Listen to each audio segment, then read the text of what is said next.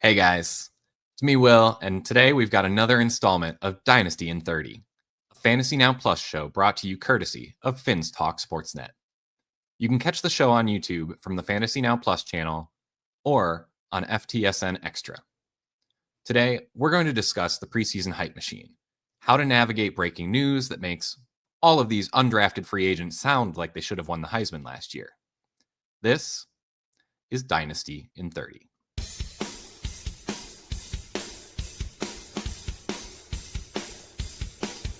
You're watching Dynasty in 30, only on Fantasy Now Plus.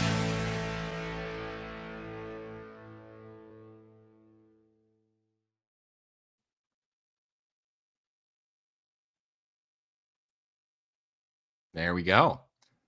So, as I said, I'm Will Ryan, the fantasy philosopher. You can follow all of my takes and content on Blue Sky at FF Philosopher. I'm joined by my co-host Tim Holstad, who you can follow on Blue Sky as at Tim Holstad. Tim, how are you, my friend? I'm good. We're in the thralls of preseason, and I figured now is as good a time as ever to talk about what we should be doing right now for Dynasty. Absolutely. I'm with you. I feel like now that preseason has really kicked into high gear, it feels like my phone is blowing up all the time with all the breaking news, all of the highlights being posted by beat reporters. If you can give any advice here on how to filter through it, it's I know it can be overwhelming for those who are just getting into it and realizing how much coverage there is these days. So I guess let's hop right into it, Tim. In terms of camp hype, all right, so we're heading towards the season. What are you watching for? What are you listening for? And I mean, frankly, what do you try and tune out? So I guess what matters and what doesn't to you? Well, it's unfortunately not a perfect formula.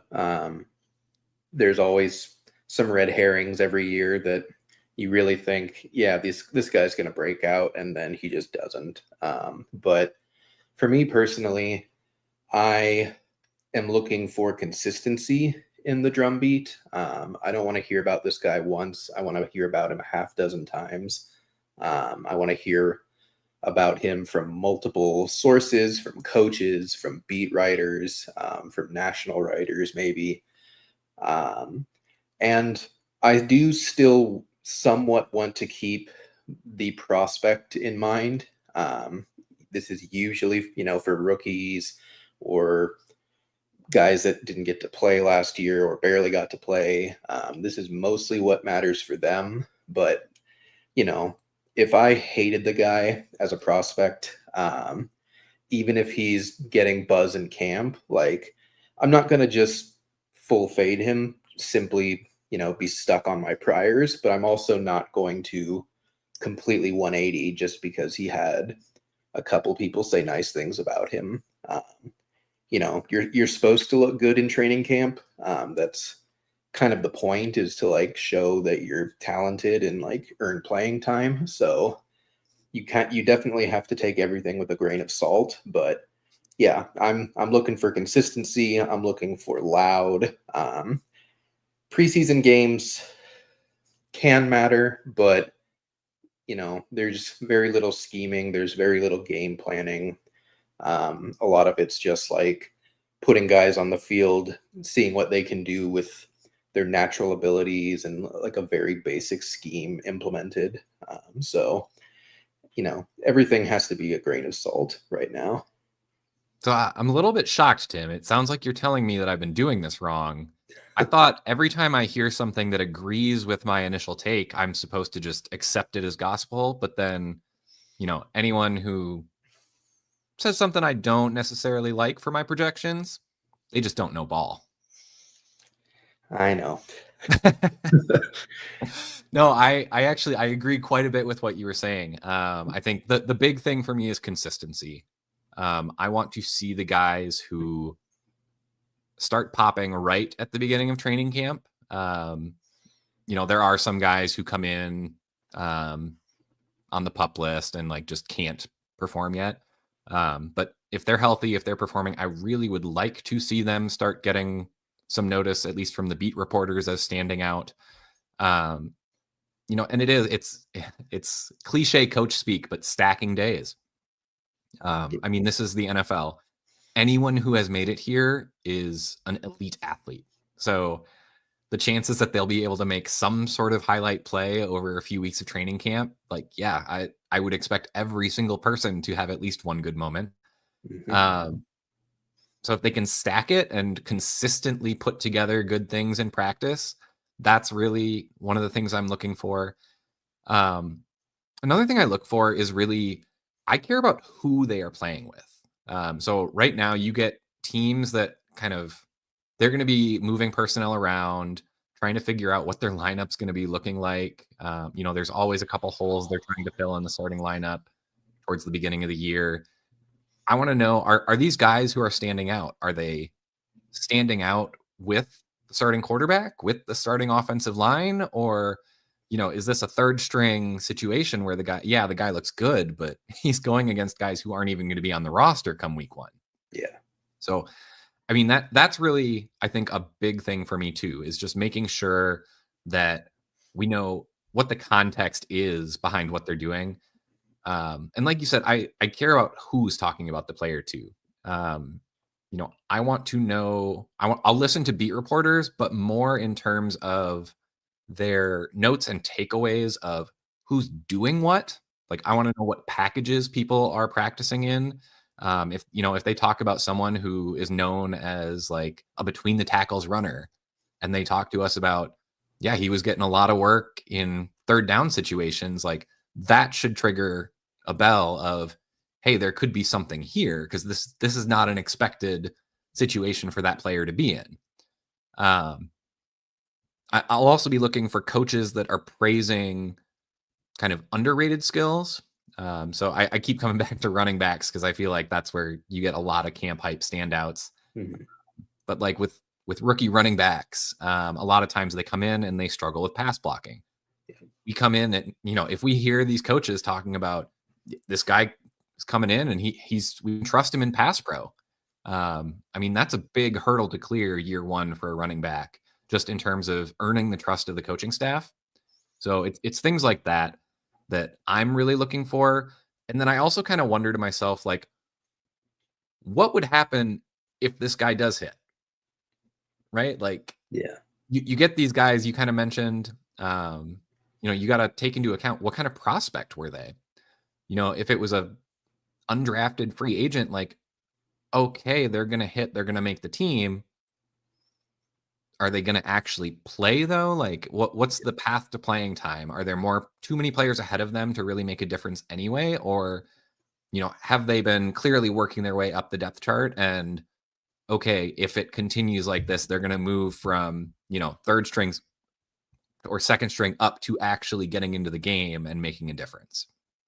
So, I think one of the guys who I don't think we're planning on talking about today that kind of fits that bill, Efton Chisholm for the New England Patriots. Great story. From everything I hear, the kid's going to make the roster easily.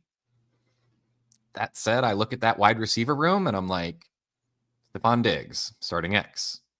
Pop Douglas, starting slot. Kayshon Boutte has been gaining rave reviews. Javon Baker has been apparently doing pretty well. I mean, you've got Kendrick Bourne, who still isn't even back yet. Like you've got a whole bunch of people ahead of him that I don't think we're gonna actually see much of Chisholm once the regular season starts. So totally. In terms of things that I don't think matter, like I don't really care what they did. Like if the beat reporters are super excited because they made a deep catch, like awesome. It's training camp. Like a lot of times those deep highlight catches are, one-on-one, no pressure on the quarterback. So it's like, I don't care what they did. That's less important to me as much as them being talked about and getting the continual drumbeat, kind of like you mentioned before. And then the other thing that I just will completely ignore is anytime a beat reporter is, speculating on stats or touches, that's just not their job. It's not their specialty. In fact, I mean, if you do the math sometimes on some of the things that they speculate about, there will be times when beat reporters will end up saying all of these, running backs deserve carries, and you add up what they are suggesting, and it's like, oh, so you think this team's going to run the ball 50 or 60 times a game? Yeah. It's like, these things don't happen. It's like at some point the coaches have to make a decision of who's going to play and who's not. Yep. But I would also keep in mind, like, obviously the teams are treating preseason differently, like you mentioned. I know Sean McVay is notorious for holding anyone who's important to the team out. I mean, we saw that with Puka. He did not play much in the preseason at all, and we see what happened there. So if it's a Ram and you're seeing them in the preseason, probably pour a little bit of cold water on that hype.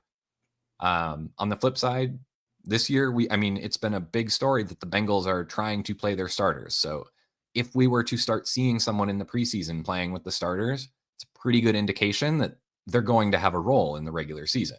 Yeah. Now, with the Bengals, it seems like it's going to be pretty tough for people to crack, trying to get ahead of, Jamar Chase and T. Higgins and Chase Brown. But those are the types of situations that I'm looking for.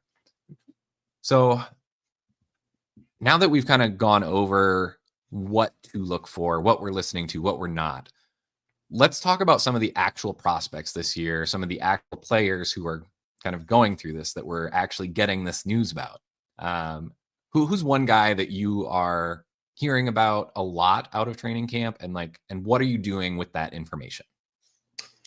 One guy who is going to be more expensive than you're thinking and is not necessarily someone to bargain bin shop for is Emeka Egbuka. First round rookie wide receiver for the Buccaneers. Everyone was like, what are you doing? Why did you take him? Like, you have Mike Evans, you have Chris Godwin, you have Jalen McMillan, who was good last year. And so far it's just been everything you want to hear for a rookie receiver. He's a pro's pro. He's good at run blocking. He's good in his route running. He doesn't drop the ball. He's basically just more or less playing perfectly. Nice. And, you've got guys that don't normally talk up players talking him up. Like Todd Bowles is just historically just kind of a wet fart when it comes to talking about like anything positive for his team. And he's been raving about Emeka Egbuka.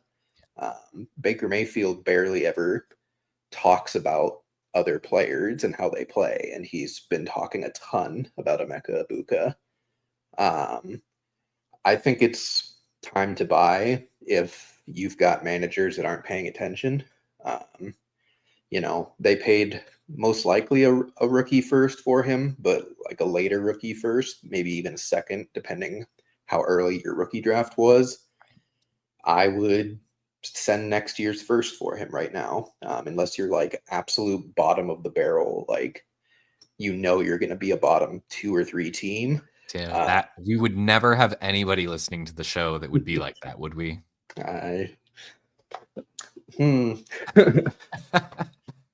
Yeah, I would never have a roster like that, right?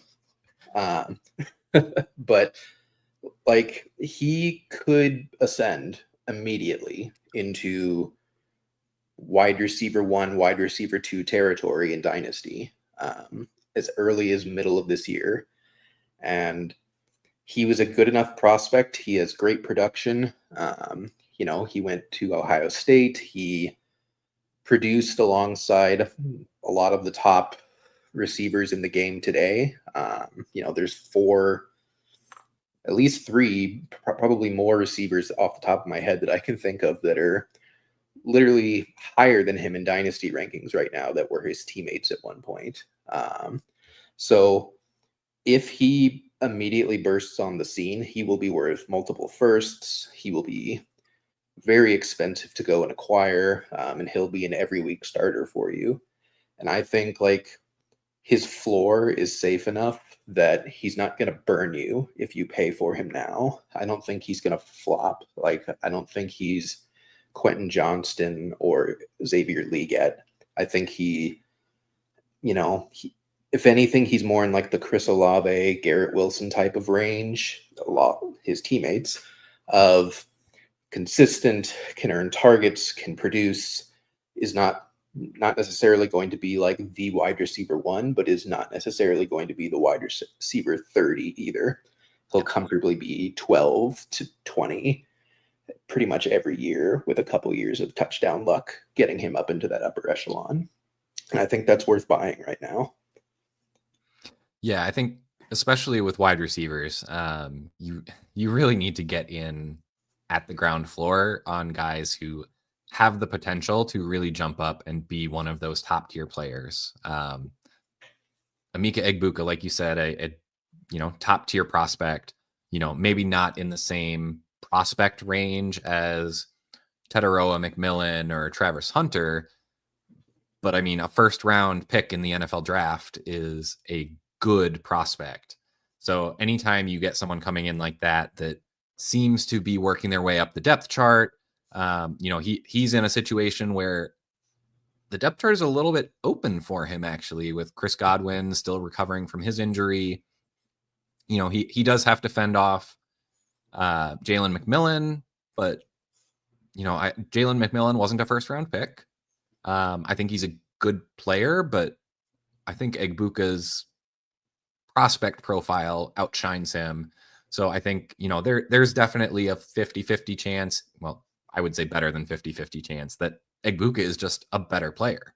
And it won't take too long for that to become clear if that take is correct. So I'm with you. I would be absolutely buying Emeka Egbuka.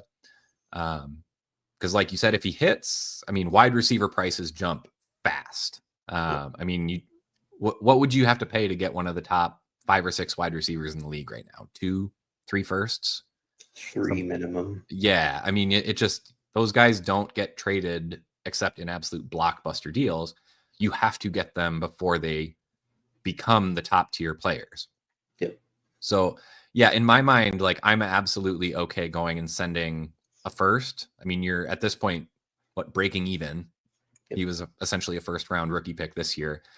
And we know he's a good player. We've looked at his prospect profile. Like, he's going to be a good slot player in the NFL. The question is, can he be awesome? Like, if he can be awesome and take that jump, then you make a profit. If not, okay, you paid a first. You got a player who is going to produce for a few years. You can watch how the career trajectory goes, and you'll still be able to get something for him. So, if you miss, maybe you get a second for him in a couple of years, but you've also had 2 years of production out of him. Mm-hmm. So I'm with you. I think Emeka Egbuka is one of those guys that, like you said, a little bit more pricey than some of the true like camp sleeper hype guys that we'll talk about. But he's definitely someone that hits the boxes that we've been talking about with consistency, who they're playing with, who's talking about them. Great call there. I will say another guy that I have been really liking, kind of a lesser known prospect. He's actually coming off of an injury. Torrey Horton out in Seattle. Yeah. He's a guy that I think a lot of people didn't know too much about coming into training camp. But this was a good player in college. Part of the reason people didn't know about him, he didn't do a whole lot in the pre-draft workouts. Like, I think he ran the 40 and put up a pretty good 40 time. He said he was only like 80% when he did that. Like, he is a legitimate speedster. But his measurements didn't necessarily show that because he was still recovering. But, coming from a small school, I think sometimes these guys feel like they have to take every opportunity they can get to get their foot in the door. So, he went out and actually did some pre-draft workouts and looked decent doing it. And now he's getting his shot out in Seattle. He's one of those guys. I don't know how much you've been hearing about him, but from the sounds to me, like, he's making plays every single day. And he's catching passes from Sam Darnold, who is the starting quarterback. So it's not like he's sitting back with the 2s or 3s and, getting those reps. He's working his way in with the starters and actually making plays. Totally. Yeah. I think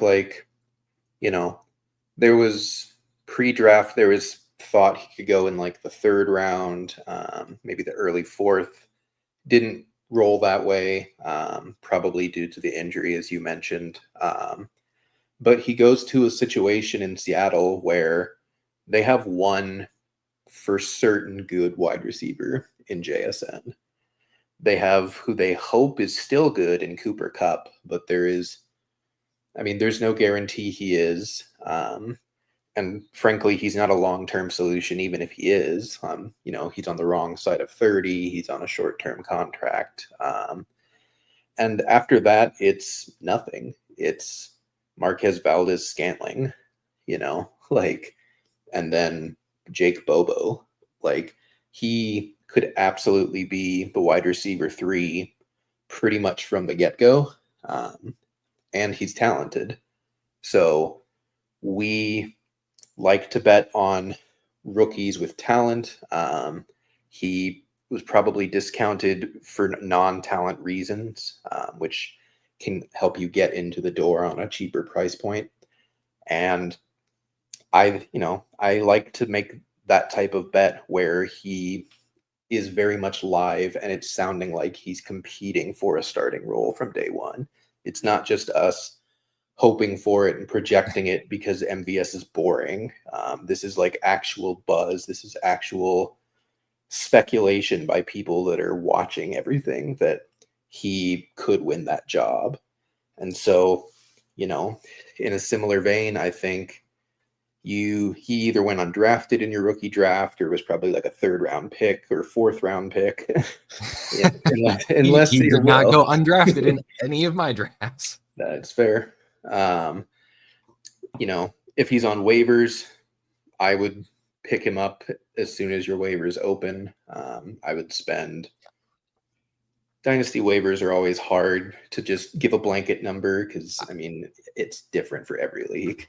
Yeah, so I will say the leagues I play in are pretty deep leagues. So there really isn't generally very much on the waiver wire. And in those situations, a guy like Torrey Horton, if he's out there, I would not be scared to throw half my budget at him. It sounds like a big number, but you're not going to see someone like a Puka come along that it's like you have to have a budget for them. The guys that you're going to be picking up during the season are going to be like the 3rd string backups where a couple people got hurt in front of them. And it's like, we don't know how they're going to do. This is a guy who has the talent. And if he does hit the way that it looks like he's trending towards, he's going to play in the NFL for years. So you want to get him on your roster. Fab in Dynasty really is not all that valuable. So, at the end of the year, it's gone anyway. So you may as well spend it. Yep. And as far as trades go, obviously, if you can give them your 3rds for the next 4 years to do it, go for it. Who cares? It's a 3rd. I would go up to around the 206 projected pretty much. Again, if you're a real bottom feeder team, don't give up your 2nd for him. It's probably going to be more valuable. But if you have 2 seconds, you think you have a pretty clear distinction as to which one's going to be worse, I'm willing to send that because 2nd round picks and rookie drafts, they're not sure things at all. And sometimes it's better to just get production now, especially if you're a middling team that really needs some type of infusion of value. This is a good way to do it because, again, what's the 206 going to net you any given rookie draft? You're the tight end 3, you're the 6th running back off the board or the 10th wide receiver off the board. If you can have someone who can give you value immediately and has the chance to ascend, it's worth doing. You'll miss, but everyone misses. But if you hit, it's huge for your team. It really is. So, okay, we've got a couple wide receivers there. I know I always get stuck on running backs for training camp hype. Let's talk about, there's some interesting ones down in Dallas because it's actually a pair of rookies who have kind of been getting hyped up. What do you see? What are you thinking with like Jadon Blue and Phil Maffa? Is this for real? Is this a situation that we need to be taking seriously, or what? How are you handling it? They're so tough. Dallas, in the weirdest turn of events ever the last 2 years, has become a dynasty manager and said that running backs don't matter. And they've definitely taken that approach to this year's room. You have your two crusty, dusty vets that probably aren't good, with Javonte and Miles Sanders. And, on the surface, it sounds great. It sounds like, hey, if there's any rookie with a pulse here, they could absolutely take this job. Especially Jadon Blue, more so than Phil Maffa, just because of draft capital, just because for fantasy, like, Blue is a pass catcher. We like his skill set more. But the thing that you mentioned earlier of players who do the little things, unfortunately, Miles Sanders and Javonte Williams do the little things very well. They just aren't good at running the football. But Javonte is like a premier pass blocker. Miles Sanders is pretty good as well. He's a decent enough pass catcher. Same with Javonte. They don't have explosiveness, but they have some level of consistency. And it kind of seems like that's more what the Cowboys want out of their running game. They employed Rico Dowdle all of last year. He's not explosive. He's not going to win you a game, but he's not going to lose you a game either. And I think that's kind of the approach they're taking this year. And I think they took a couple of shots on lesser popular prospects just to see what they could give them. I think Blue has some value and possibility of getting some touches. He is explosive. That's about the only thing we know for sure he's good at, is he's athletic and he can somewhat catch a pass, but he's not a good between the tackles runner. He really shouldn't have even been drafted. The only reason he played the last year at Texas was because a couple of guys ahead of him got injured that weren't supposed to get injured. He would have been a 4-year senior that never cracked the lineup otherwise. So, I think this is the type of scenario where there's plenty of opportunity. There's two guys who, simply because they're rookies, we're more interested in them than we would be otherwise. But I just, they could prove me wrong, but I don't see how they become really fantasy assets that you wish you had or wish you had taken for cheap. I think it's really just there's an opportunity for them. They might make something of it, but even then, are they going to have a job next year? Probably not. It's very much the same as Rico Dowdle.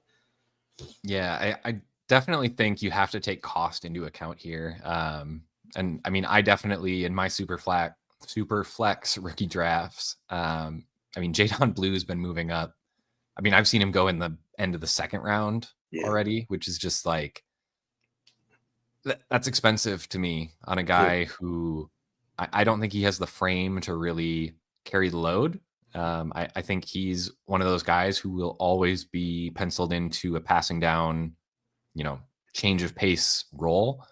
So I can't really get behind going after Jadon Blue. If he does fall, mid third, there's enough hype around him that if he's still there and I'm on the clock at, 3.3, 3.5, somewhere in there, I'll definitely consider him depending on how the rest of my league has been drafting. But I'm taking him more to flip him to an owner who is going to buy the hype. Yep. If he's the next David Johnson, okay. I'm happy to miss out on that if I can turn Jadon Blue from a third into a future second. I'm happy to do that. I think those are the types of moves that I typically do with these prospects that, you hear a lot about, but if you don't believe, it's the Ted Lasso thing. You got to just Yep. When you don't believe, you got to just take the profit that's there. So I will say I'm a little more interested in Phil Maffa, which is kind of weird to say, but he's essentially free. Yeah. So it's like the opportunity cost is not bad at all. And he's got the build where it's like if somehow he comes out as the top running back there, like he actually could carry the load and like he could actually get a substantial number of touches. And for, if he wins the job, that means he's good enough. So, it's not a situation where it's like, if he wins, we still need to figure out if he's good. If he wins, it's because he's good. So you've already, it's a correlated bet there. And so I'm happy to spend, a mid to late fifth on Phil Maffa, grab him off of waivers for free. We'll see what happens. I don't expect anything, but those are I like to hold a lot of rookies at the end of my bench just to see what happens. Cause a lot of times we don't know what we've got until mid-season. So, yeah. And what I'll say just to finish that up is we know that Javonte and Miles Sanders are not good anymore. Like that's very clear in data. That's very clear if you've watched the games recently. The fact that Blue and Maffa are not just like running away with a job is bad. Like that's very telling that like they're not a talent-based bet that's just going to take over the job. Like these are mediocre running backs that just have opportunity. And so I fully agree with you of like, if you can flip them in season or, if Blue is announced as the starter as in week 4 or something like that, like I would do it in a heartbeat because I just don't think they're a long-term solution for the Cowboys at all. So I know we're kind of coming up on time, but I know we talked beforehand. There's a player that we definitely want to get to here. Guy out in the capital, Ja'Cory Krosky-Merritt. What are you hearing? What are you seeing? And how are you treating him? So I'm not usually interested in 7th round running backs. They're usually going that late for a reason, but he's going late for a very weird reason, a very bizarre reason. I'm in Arizona. I'm an Arizona like sports fan, so I was somewhat aware of this situation, but basically he played one game his senior year and was then told by the NCAA, hey, you can't play because someone else on your team has your jersey number and that makes you ineligible to play. So he was basically just gone for the rest of the year. It wasn't injury. This isn't like an ACL or anything. Like he just didn't play. So we didn't really get to see any type of jump from junior year at New Mexico to here, senior year at U of A. Didn't happen. He didn't get the opportunity. So Washington takes him in the 7th round, and he's just lighting up camp. Every report says that he is talented.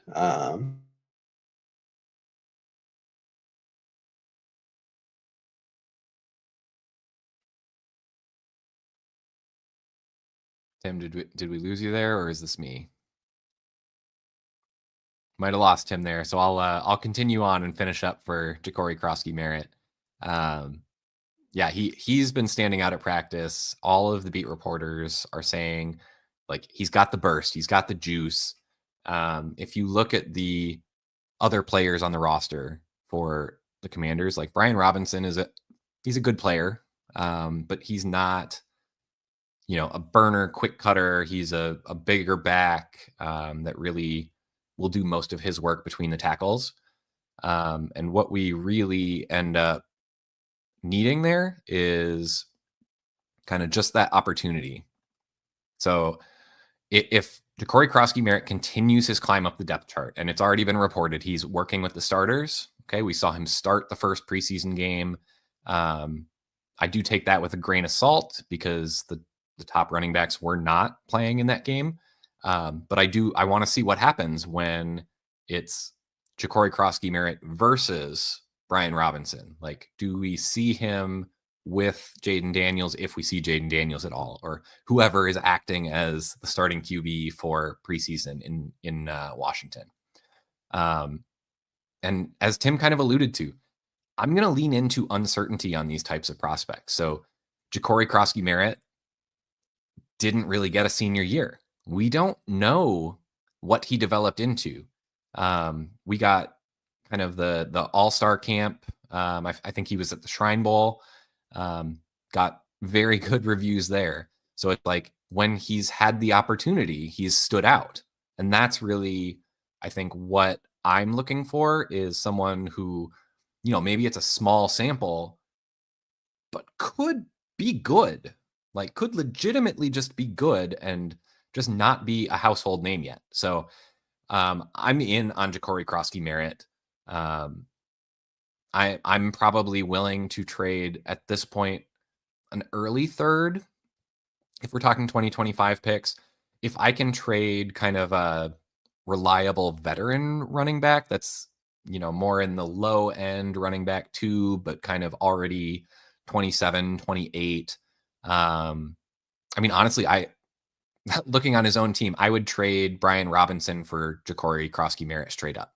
I think there's a better than 50% chance that Brian Robinson outproduces him. But in the times that Ja'Cory Krosky-Merritt does overcome the depth chart there, and if he's able to pass Brian Robinson, the upside there is big. He would be the starting running back on a team led by Jaden Daniels. Like that's a team that's going to move down the field, have plenty of scoring opportunities. Those are the types of situations that I want to bet on. It's not the guys that, you look at the Cleveland backfield. We really hope that we can get, Quinshon Judkins A game when he's actually able to get on the field. Now that his off the field issue is, resolved. Hey Tim, welcome back. Looks like we lost you there. I picked up on JCM here, and just kind of talking through how he's the type of player who, if he hits, there is legitimate upside there. Definitely. So I think that's really the thing with me. If even the Dallas backfield, I don't know how much upside there is if those guys were to win. Yeah. Same thing in Cleveland. Like, if Jerome Ford or Dylan Sampson do somehow win the job over Quinshon Judkins, that team's not going to be good. I don't know how many scoring opportunities there's going to be anyway. So that's not the case in Washington where, Jaden Daniels just reinvigorated this offense last year. I expect them to be a high scoring team, and I would want their starting running back if we can get it. Yep. And, Cliff Kingsbury, he does a lot of goofy stuff, but his running games are always top notch. He has very good design around the red zone. If he sees someone who's clearly better than the rest, he will play them. And Brian Robinson is fine. He's a very solid running back, but there's a chance that JCM is better than that. And if he is, he'll just win the job. I don't know. He probably won't be a workhorse. They still have Austin Eckler there. They still like B-Rob, but he has talent.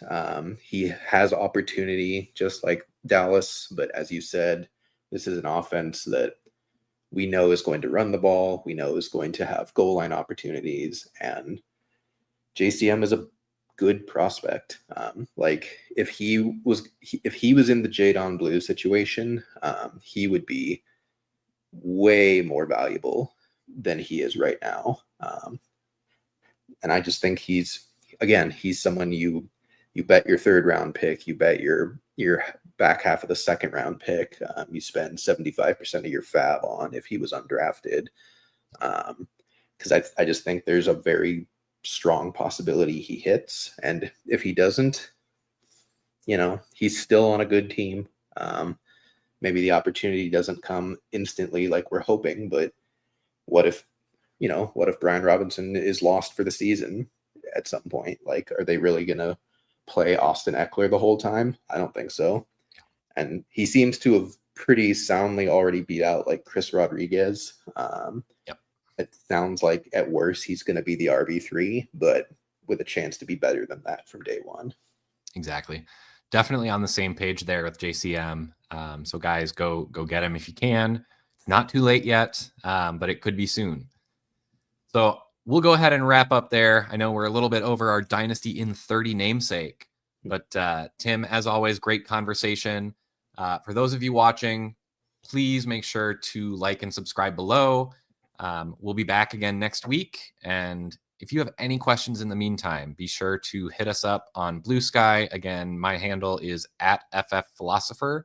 And Tim, you want to give your plug? Sure thing. I'm also on Blue Sky @Tim Holstad. We are both in Discord as well, Fantasy Now plus Discord. So if you want to join, we've got plenty of channels, plenty of discussions to talk through. Pretty lively bunch in there. So definitely feel free to engage with us and ask us any questions you might have. Sounds good. Until next week, guys, we'll see you later. This has been Dynasty in 30. Thanks for listening. Be sure to like and subscribe wherever you watch or listen to podcasts. We'll be back next week for more ways to win your league.